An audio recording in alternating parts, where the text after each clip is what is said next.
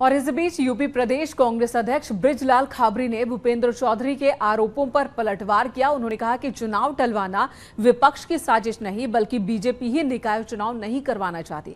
उन्होंने आरोप लगाया कि बीजेपी की स्थिति ठीक नहीं है और इसलिए प्रशासक बैठाकर 2024 तक चुनाव टालना चाहती है बीजेपी।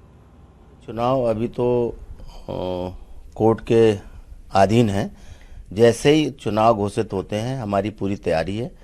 हम उत्तर प्रदेश में भारतीय जनता पार्टी को स्थानीय निकाय चुनाव में घुटनों के बल बिठा देंगे, ये मेरी पूरी तैयारी है।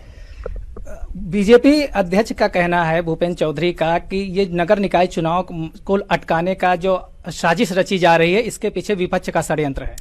नहीं, ये विपक्ष का षड्यंत्र वो कह रहे हैं, लेकिन पूरा प्रदेश जान रहा है ये जो षड्यंत्र है ये खुद सत्ताधारी दल का है।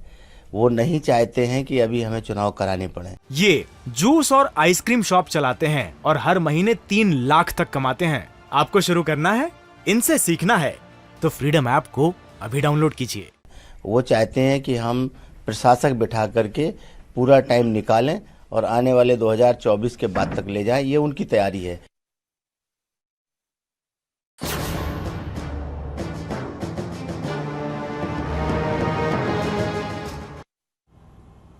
मथुरा कोर्ट ने श्री कृष्ण जन्मभूमि और शाही ईदगाह विवाद को लेकर वाराणसी के ज्ञानवापी मामले की तरह ही यहां भी हिंदू सेना के दावे पर ईदगाह का सर्वे करने का आदेश दिया।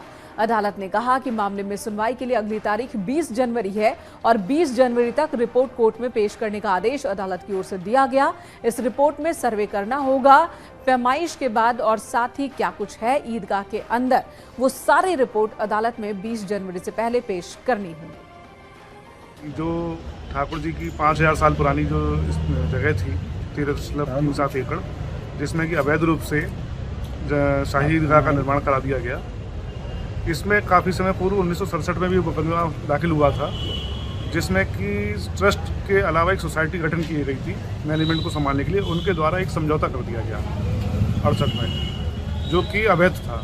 हमने उसको अवैध शून्य घोषित कराने की सर्वप्रथम रखी है कि वो ट्रस्ट की जगह थी, ट्रस्ट का ही सारा मामला था, ट्रस्ट ही संपत्ति की मालिक थी। सोसाइटी को कोई अधिकार नहीं था उसको कंप्रोमाइज को समझौते को करने का।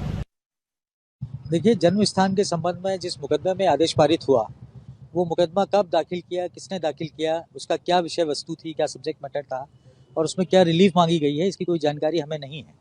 वो इसलिए नहीं है क्योंकि आज तक उस मुकदमे के ना तो कोई नोटिस और संबंध हमें आज तक मिले हैं किसी भी रूप में और ना ही कोई जानकारी हमें दी गई है। यद्यपि कहा यह जा रहा है कि वो मुकदमा 8 तारीख को दाखिल हुआ और 8 तारीख के बाद आज 24 तारीख हो गई, लेकिन आज तक लोकल मथुरा की पार्टीज होने के बावजूद भी हम पर कोई नोटिस और संबंध सर्व नहीं किए गए। और उसमें जैसा सुनने में आया उसी तारीख को ऑनरेबल कोर्ट ने अमीन कमीशन के आदेश जारी कर दिए गए।